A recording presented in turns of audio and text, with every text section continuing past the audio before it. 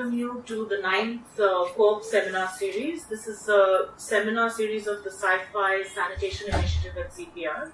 We bring together researchers and practitioners on sanitation in the urban and rural space to share their experiences, to share the knowledge learned, and to see how research and practice can interact and maybe lead to better policies. So today we have Akhila Sivadas, who's the founding member for CIFA, which is the Center for Advocacy and Research. And she brings with her rich and varied experience as a researcher and communication expert on issues related to gender and development and its impact on the lives of marginalized communities. Her presentation today will focus on the experience of community-based organizations in leveraging sanitation services to the community, by bringing to focus the issue in accessing these basic services, how they shape these key processes, debate and deliberate on possible solutions, and redefine possibly activism on sanitation and different models of intervention. So Akhila, over to you. We have 45 minutes for presentation. We open the floor to discussion. Thank you. Thank you, Kimberly. Thank you, Anju and Tripti. I think I fished the offer to present here. Just want to introduce myself. My name is Akhila Sivadas. I'm a founding member of the Center for Advocacy and Research. And prior to that, I was dabbling in many pursuits. Was part of a project called the Selected Works of Nehru under Professor S. Gopal, later taught in schools and colleges, and then decided that my calling was to work in the social sector. I founded CFAR in 1998, but before that, a small founding group of 4 of us, of which 3 are still associated, we sort of incubated something in a sister institution.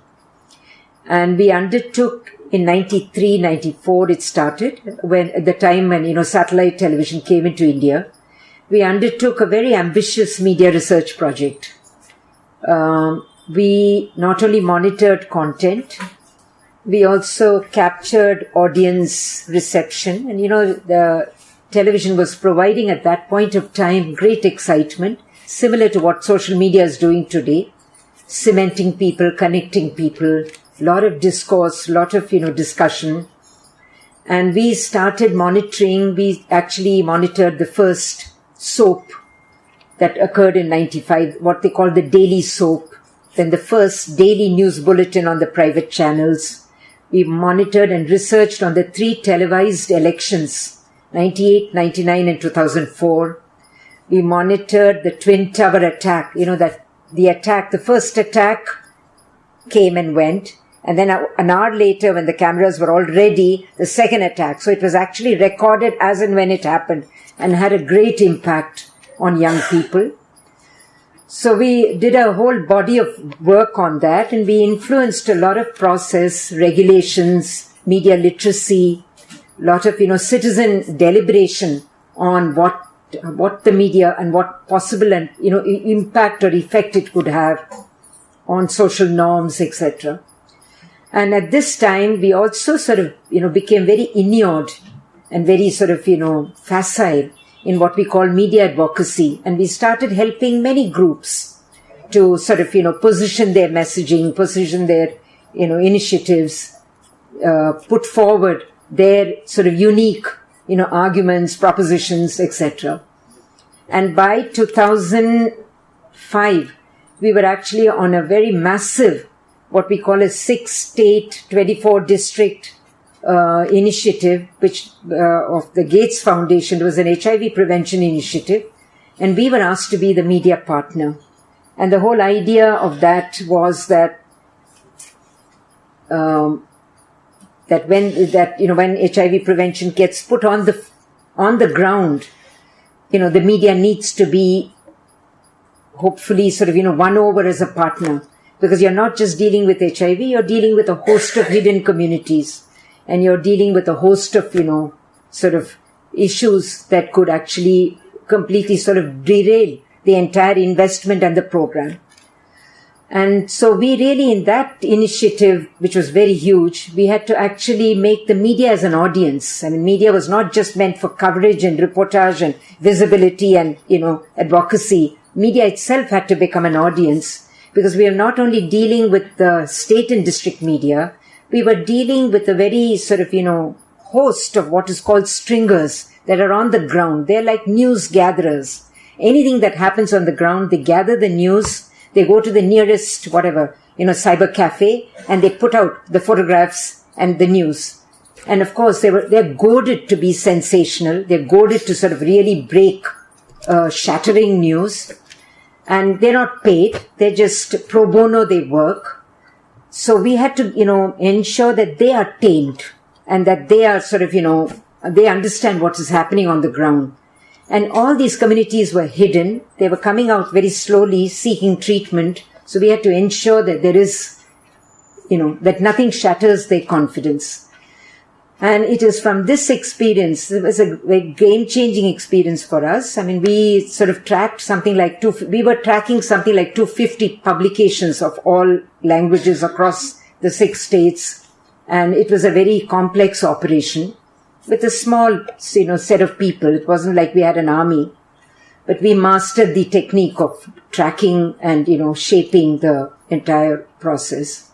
It is at this time that we developed the sort of, shall we say, both the competence and the commitment to support community groups at, using different, strategic vehicles. Media was one, but there were other, equally powerful vehicles. And that's how we started the whole process. And I'm saying all this because, a lot of what we are doing now with communities are foregrounded on all this sort of, experience. It doesn't just come with sanitation, because in a lot of, shall we say, facilitation has to happen in an issue like this. So I'd like to just, this is just a preface to what we do and what we sort of, have been journeying through. This entire issue of, sanitation, actually the whole journey began in the around 2005, 2006. And one of the things that we noticed right from the beginning, that this is an issue that is, you can go anywhere to any household, any settlement, in any basti, and you will find that, this is not an issue you have to lay on the table and say, can we talk? This is an issue they'll just talk immediately, spontaneously, and with great sort of, concern and anxiety. So this is an issue that also has association with many sort of, very traumatic things. It has association with disease, death, fatal accidents, deep anxiety, just about anything that you can think of. If you talk to them, they will recount tales around this issue, that takes you back to some terrible, images. A lot of them are ingrained in your own mind. You get associated with those kind of images, which is sort of associated with things that are dark and sort of ominous times and era, So this is an issue that has had sort of, has had a great impact on them. And in the urban context, even more. So when you sort of go to them, one of the things is that it's a priority. It's a need. It even is in some instances, it's even an obsession. And definitely, it's the beginning of the day. The day depends on, it's that first waking hour. And it can go hopelessly wrong. And it can be, terrible, whatever happens. In these kind of weather conditions, one can imagine what is happening. So, no, I don't, just the beginning, I'll just tell you. It hasn't, the PPT, just the cover thing, I'll just tell you. So I just want to first establish what the issue is about and what it entails for the community. So one, of course, is all this sort of, very negative experiences. And then they also know they know that this is an issue that indicates a lot of things. There is benign neglect, there is malign neglect, there's all kinds of things that are underlying this issue. It's not just about providing a toilet or providing a tap. There are many, other underlying issues that influence it. And they have a sense that, they're not getting what they are supposed to get because they've been sort of, literally earmarked or profiled as people that shouldn't get it, that, should be, possibly hounded out of the city. They have a deep sense of, neglect, deep sense of denial, deep sense of deprivation. And they also know that, this is not an issue that will get resolved quickly. People come and make assurances. They're not going to, fall hook, line and sinker to those assurances. They are aware of the fact that, they can express their angst. They can express their anxiety, but they can never close the loop. You need other people to close the loop. And that, there is a sense of tremendous sort of, dependence and anxiety as to whether anybody is going to listen to them.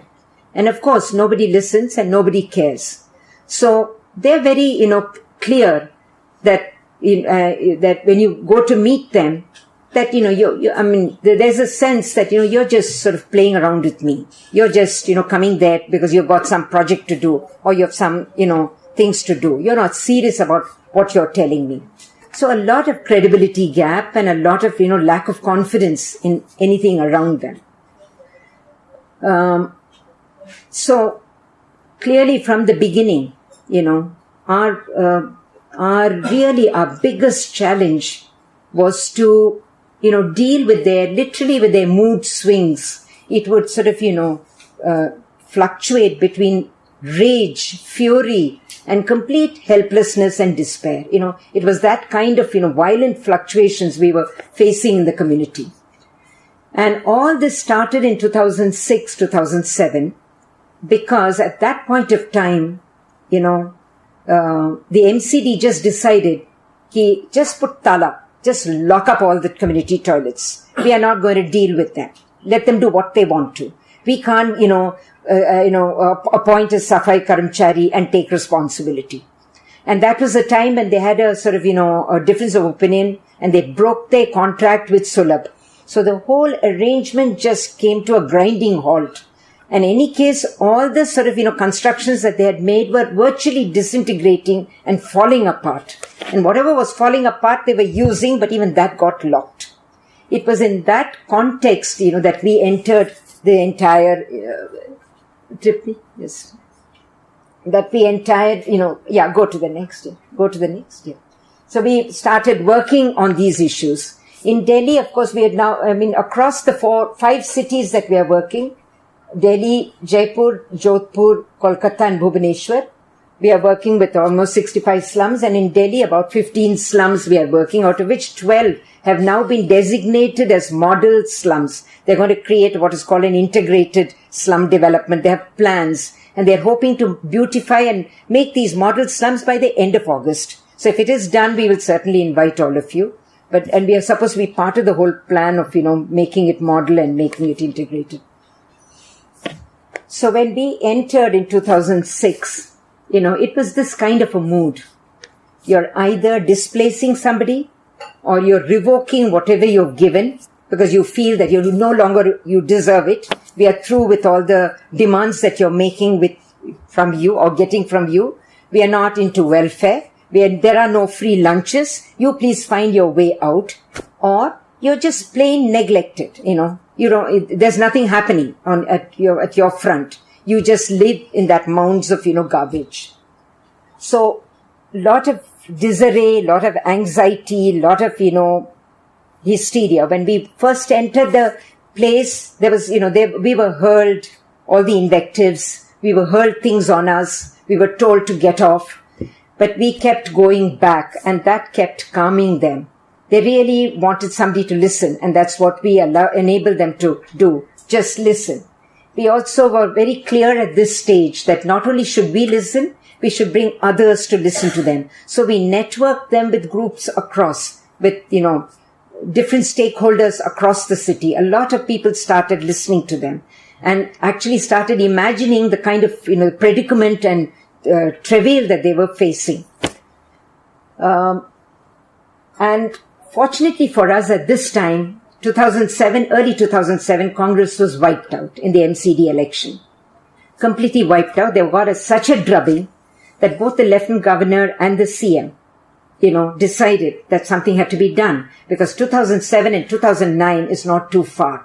If you lose the MCD election, then the pointers are that you could lose, and this is the third term you're going to try. Third term, in any case, there is incumbency. And it was very clear now that, that there was huge public dissatisfaction. So immediately he set up what is called an online mechanism, a grievance mechanism. Meanwhile, we had convinced the community that please speak. Just speak to everybody. And the minute people started speaking and they got people to listen to them, they also started putting everything down. They started documenting. They used the RTI profusely to see what was happening on the other side. And depending on the kind of information they got from the official channels, they started writing their petitions and their complaints or whatever, and making, submissions to different authorities. So by the time he set up the grievance mechanism, we had some 250, complaints, charters, petitions, letters, protests. All of it we uploaded along with all the information we got from the RTI. He actually got really very he panicked at the level of, dissatisfaction or discontent, and immediately called us to Raj Bhavan. And as soon as we got a call from Lieutenant Governor, the CM's office also called the Women's Forum.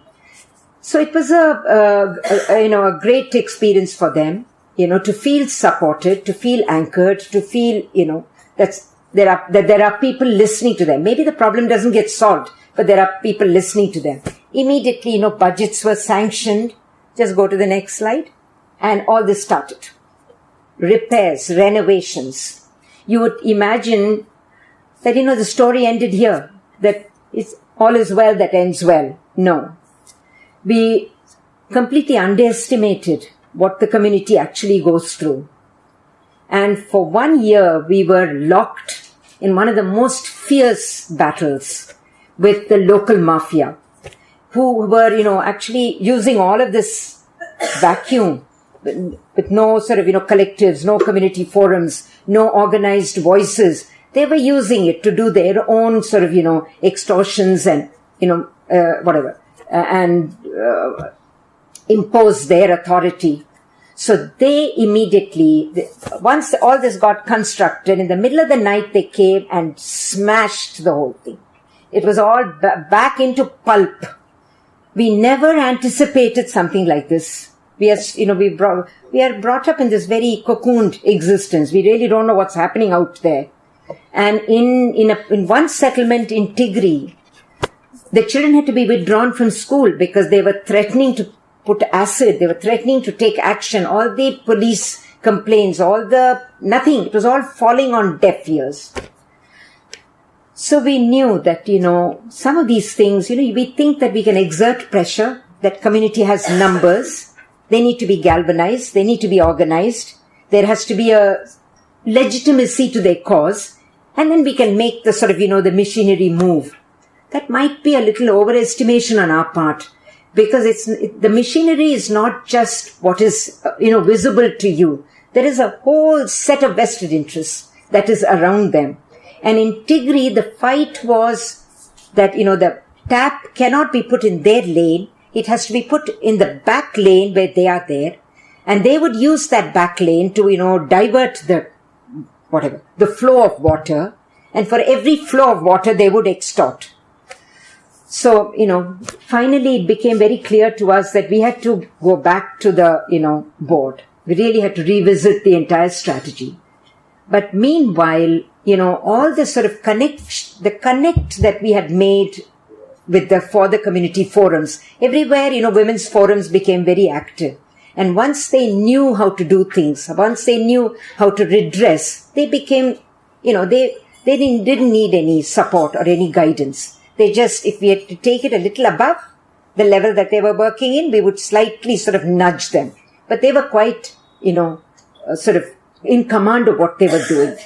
So in the process of all this, the kind of connections that we had made, people just started stepping in. So we lost that battle, but we didn't lose the war. fortunately for us. And this was a time when,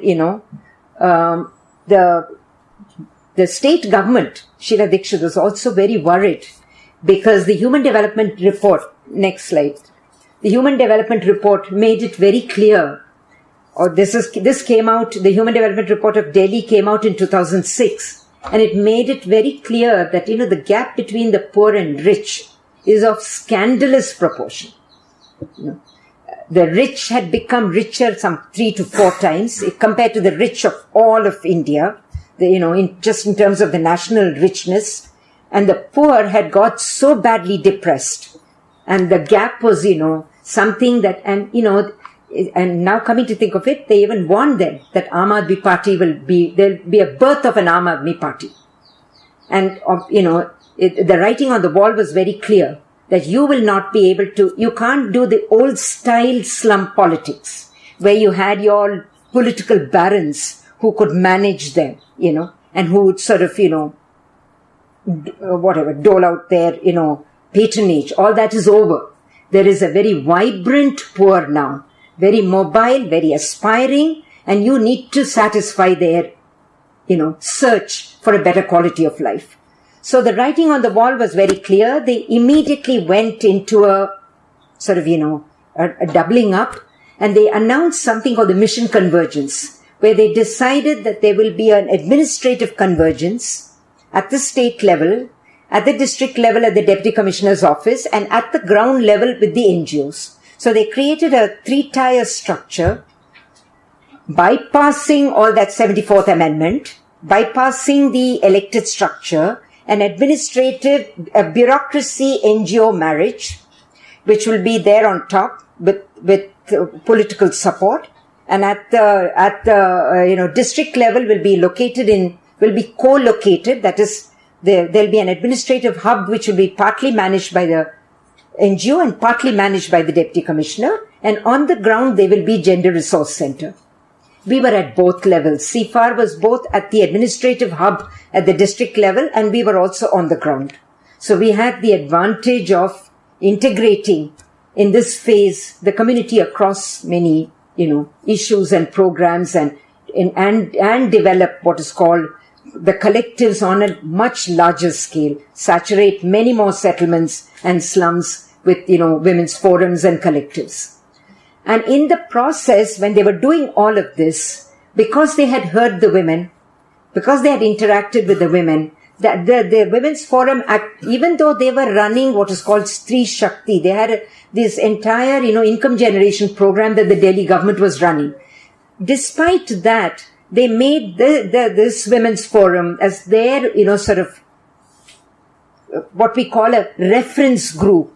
Everything would be referred to this group. They would pilot, they would decide what kind of, convergence they want on the ground, what are their priorities, what are their needs. So we lost something, but we gained somewhere else. And we realized that, never do anything piecemeal, never do anything fragmented. Don't think that, some of these things are knee-jerk. They give it to you and then they revoke it back. There's no guarantee about the kind of, gains you make. So we got onto this and we used this entire thing, just move on. We used this entire thing, just about spread the issue across adolescent women, across, health, nutrition. We just, scaled up the entire intervention. You can move on. This is the entire adolescent groups. This is all this sort of peer learning around these issues that, the collectives began to do. They started forming all these groups. They started, in each settlement, they started looking at the kind of, repairs, renovations, upgradations, whatever that had to be done and could be done, which was within their control. They started getting it done. They became very integral to the entire process.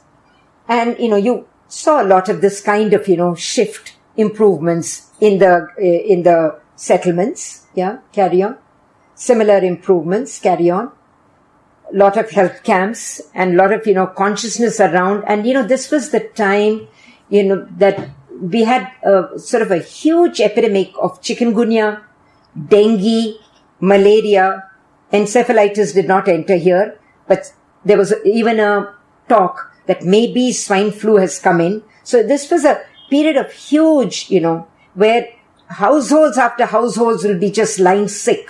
It was not something that would get contained with a few people.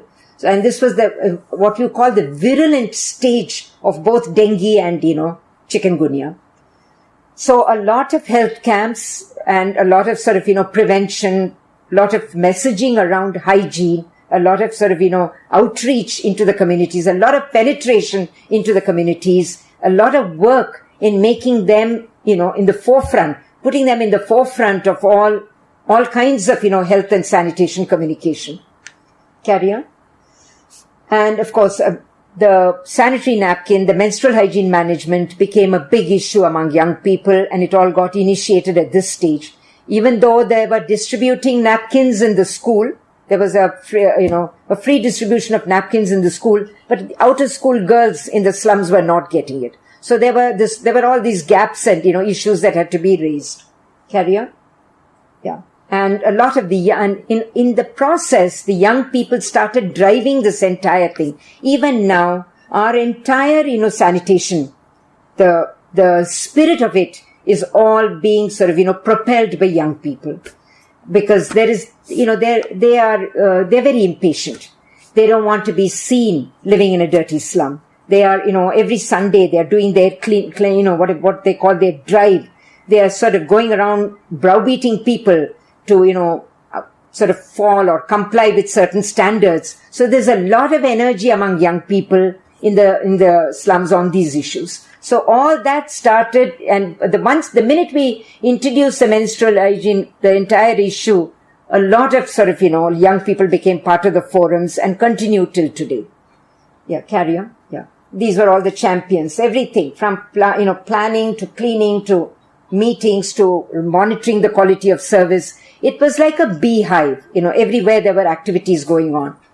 But we never anticipated that all this, we were, a little, at this stage, even while all this was happening, we were a little unclear as to where will all this lead to. And one of the things that we were able to do, next slide, is, we became what is called a technical partner of, Mission Convergence on sanitation. So the first thing we did in that avatar or whatever, we audited all the community toilets. And we looked at all the services everywhere. We created a sort of checklist we just, made out an entire list of what needs to be completely demolished, what could be salvaged, what could be upgraded, renovated. So we did a whole lot of work at this time. The MCD continued to play shy. They had given up in 2006.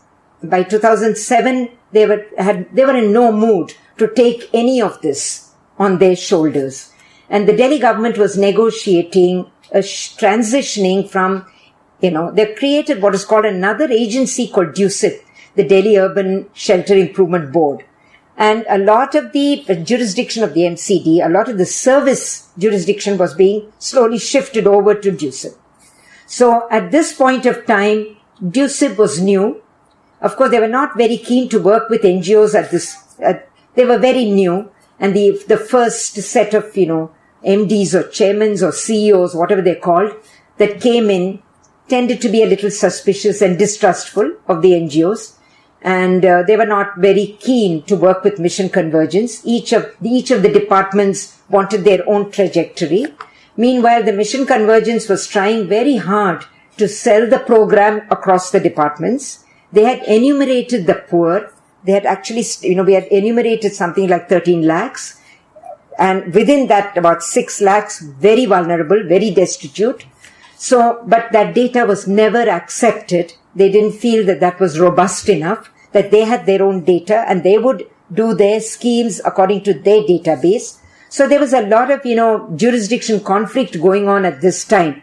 But the information that we furnished was very useful to all of them. And nobody was, refusing that. Or the support we were giving, they were, accepting.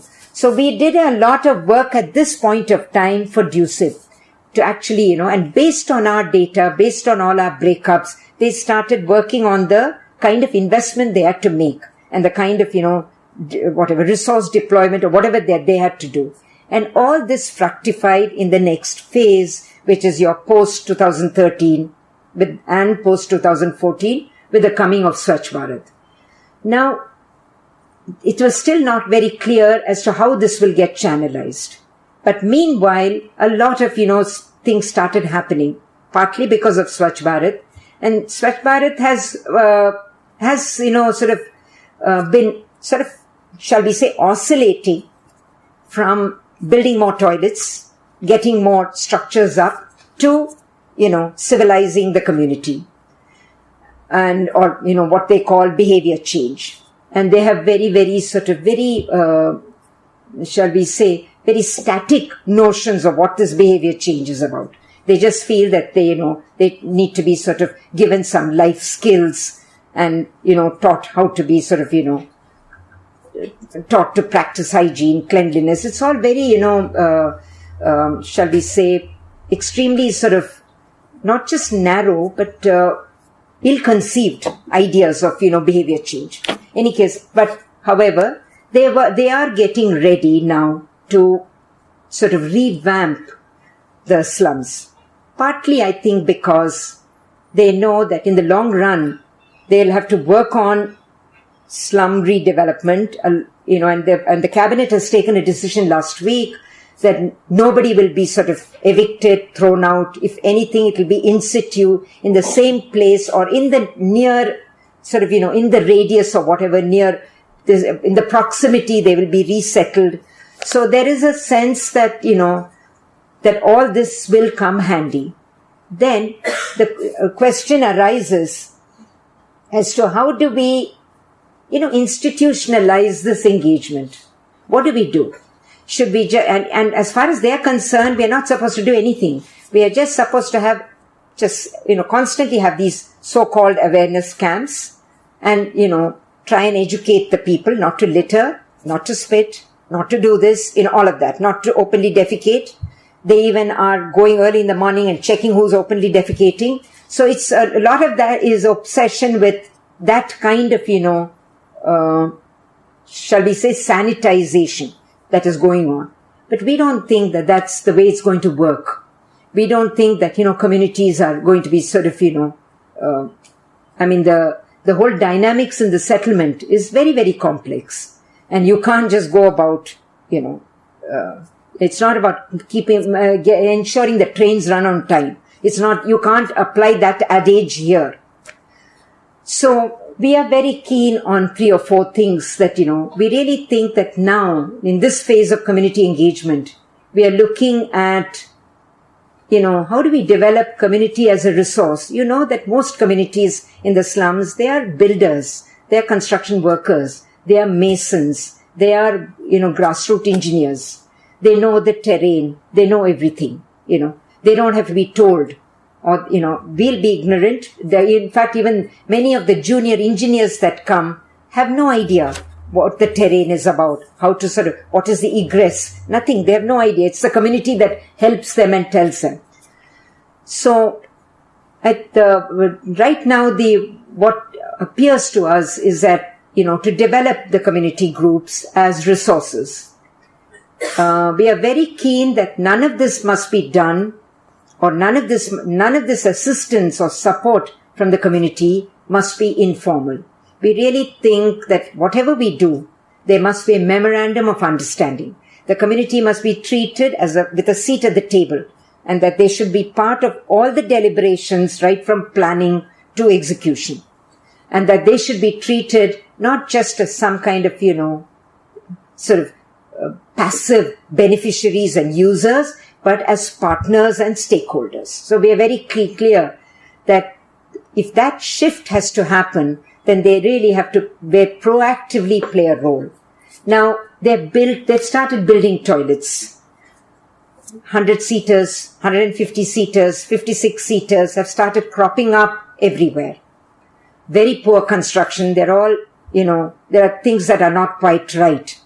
So, first is all the early warnings, as to where things are not working, where things are, likely to crash. All that is being set right. And so one of the explanation they give is that unless you sort of, actually use it, we will never know how strong the edifice is. But that seems to be a slightly, post facto kind of, explanation. But in any case, we are going along with it and ensuring that all those constructions are constantly revisited. They're also, influencing the design of those constructions.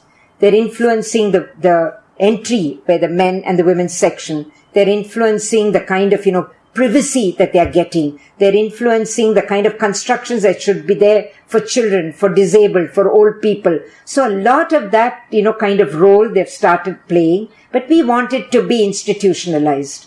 We want a, memorandum of understanding. And the first memorandum of understanding we got with USIP very recently, and they keep telling the community that, please go there and, please ensure that your toilets are kept clean. And the community keeps telling them that, we know how to keep our toilets clean. We can always hire somebody to keep our toilets clean. Just as you hire, we can also hire. The point is not the daily cleanliness. The point is that there is a whole process of what is called management of a service. And that you have to recognize our role as managers, not just as people who are doing the daily cleaning.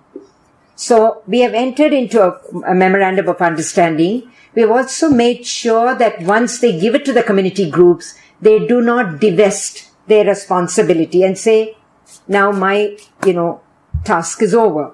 It's now, the baby is yours. You nurture it and, take care of it. We don't want that to happen. We want a clear understanding that they will stay on board. They'll pay for the electricity. They'll pay for the major repairs. They will review the convenience. They will review the expansion. They will, that they'll be there. That they will be the principal, responsible authority there. So that's why the memorandum of understanding has been done. We've also, within that management model, how do you manage? What should be the structure of management? How do you sort of work with communities which are so diverse, which are so fragmented, and there's very little, connect even between them, between the different lanes, though they live cheek by jowl, but, it's all so dense, the population. And there are communities within them that, also get sort of, shall we say, looked down upon, treated badly. There is a whole, within the oppressed, there is another, kind of a cycle of oppression that goes on. We all are aware of it. And in the urban context, even more so. So how do you, get to do all this? So now we are experimenting with this entire structure. So we have what is called this community committee has been formed, which is actually now tracking all the households that are really vulnerable. They could be disabled, they could be senior, they could be terminally ill, they could be pregnant, they could be lactating, they could be any of the kind of, challenges that they are facing. And many of them have created what are called makeshift toilets, which are not very hygienic, which are really like open defecation, with a little canopy to, ensure privacy and dignity, but otherwise it's going into the open drain. So there's a lot of, that kind of makeshift toilets. The disabled are not going anywhere. They're just using a piece of paper, and over there, they're just, easing themselves. They have absolutely no support. Their conditions is even worse. The elderly are very, very nervous about, trudging up to the community toilets, especially when it's wet, when the weather is bad. So there's a whole lot of, factors that we need a sanitation plus plan for this entire community. But then you must know who they are. You have to not only identify and enumerate them, but you really need to know each of their concerns. And you have to create what is called, you have to aggregate that concern and then address it. So this is one, a set of people who are actually working on this issue. The facility committee is actually managing within the toilet the user, dynamics.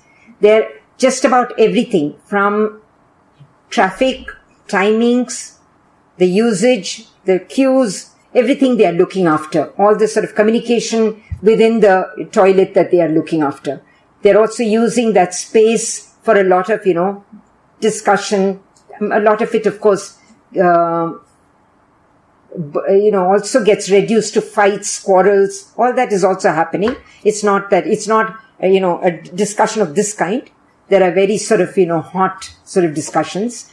But nevertheless, there's a lot of conversation and communication going on there through this committee.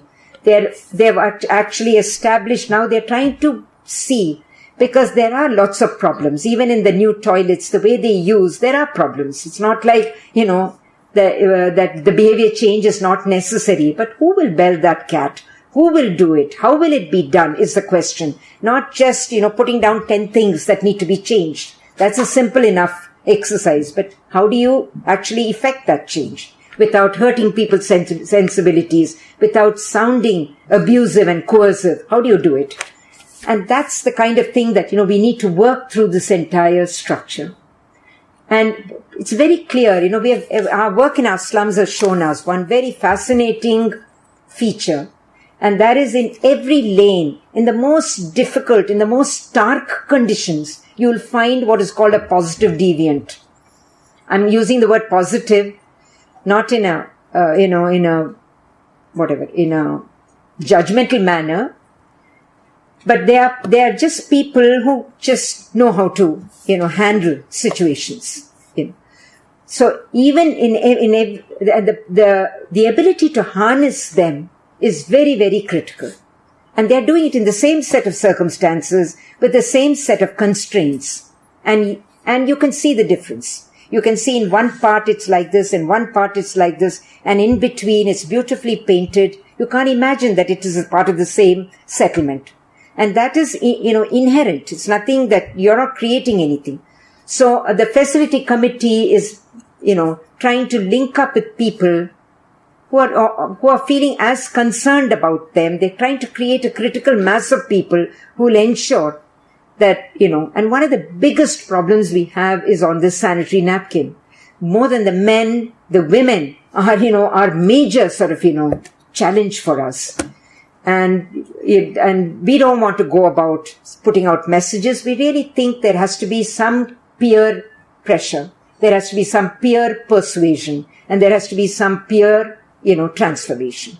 So we are very clear that this, the structure is one of, not just the operating the toilet, but actually creating some kind of an ownership that this is our property, this is our space.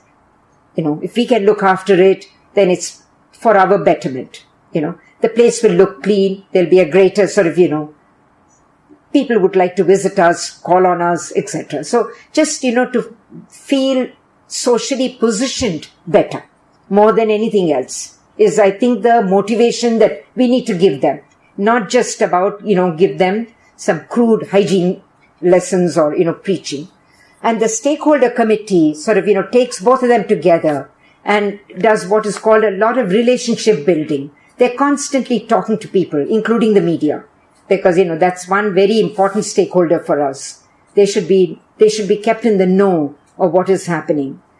And so this committee is doing all this sort of, the external advocacy and ensuring that whenever there's any problem, that the right authority or the right person is, So this structure has now been in operation from May. Initially, it had great momentum, and people sort of, there was some early, shall we say, burst of energy and burst of results, but now slightly sort of, they say, and in a weather like this, it becomes even more difficult. All the sort of, irritabilities all come out. So there are things that are still, and tomorrow we are actually going to sit with them and rework some of the challenges that they are facing. So this is one kind of a structure which we think should be officially mandated. It should be resourced. They should be able to give them something like even, in the toilet spaces, allow them to do some income generation, allow them to create a business model, support them in not only maintaining the toilet, but also building a kind of a robustness around the toilet. So we think that, this is something that will take off.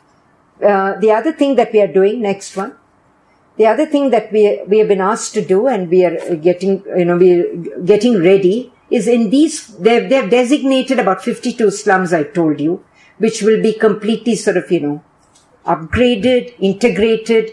You'll have toilets, you'll have water, you'll have a mobile clinic, you'll have a recreation space, a little playground for children, and you will have, what else? And you will have proper waste disposal.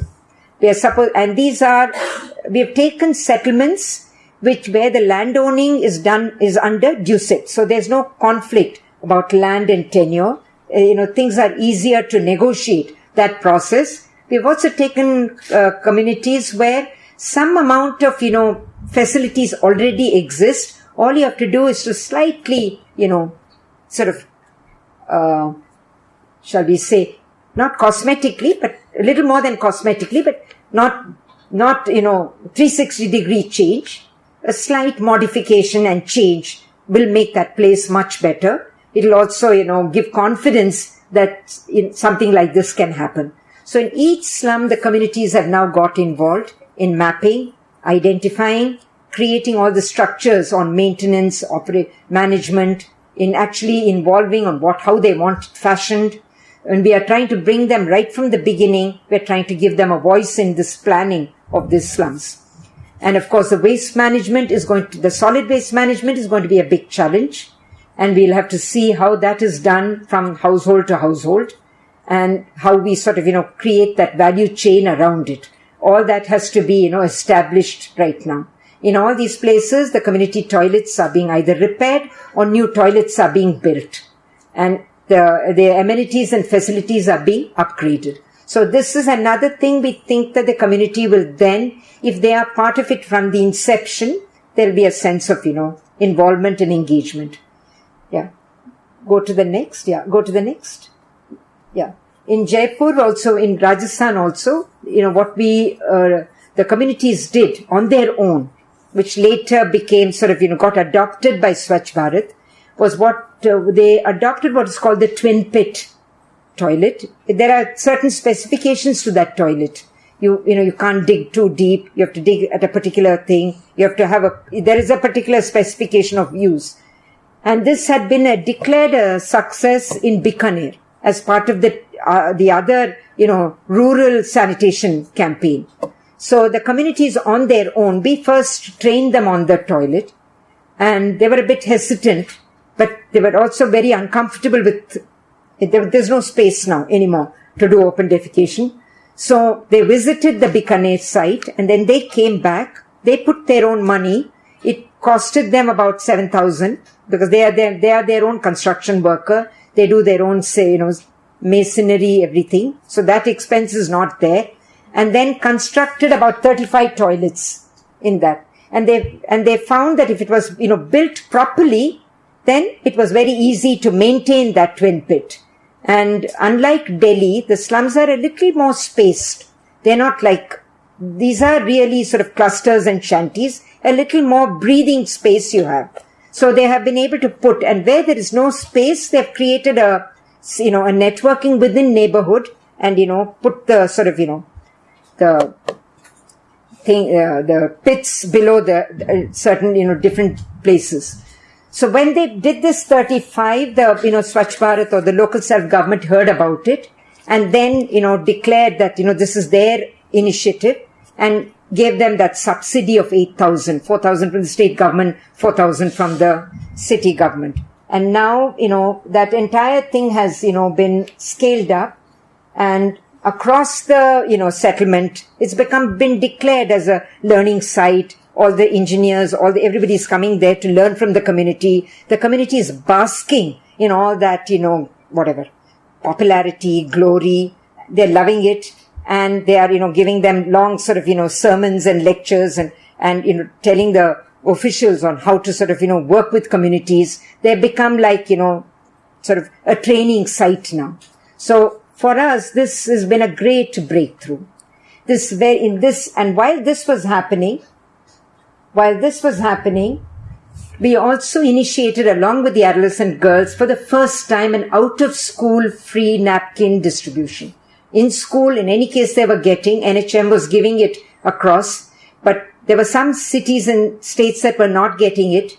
However, we initiated a whole process of, free distribution across the slums and settlements. And that was also, the girls played a major role in talking about it. They do street plays. They've taken the whole issue of menstrual hygiene and, the whole issue of adolescent development. They've taken out into the public. They've become, sort of celebrated champions of that city.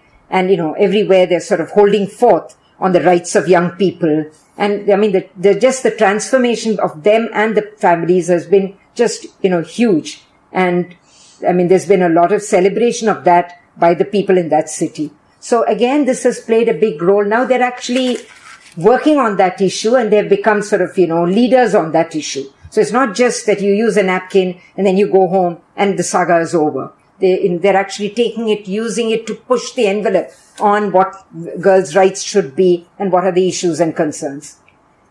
In Kolkata, we've had many, many problems, which are partly, peri-urban or semi-rural. It's still, even though it's within the Kolkata, city limits, it still is part of what we call the ruralized, settlement, and still comes under the jurisdiction of the panchayats. We had a lot of, issues with them. One was, they're bathing in a stagnant pond. And of course, they were getting a lot of skin infection, there was a lot of adverse effects, but they just wouldn't give up the pond. That's the place for their congregation, for their, morning chat, for their kitty party. Everything was going on in that pond. So we had to, and they were absolutely not connected with the city. So the whole integration with the city, happened one by one. And apart from roads, public taps, street lights, and now drum composting.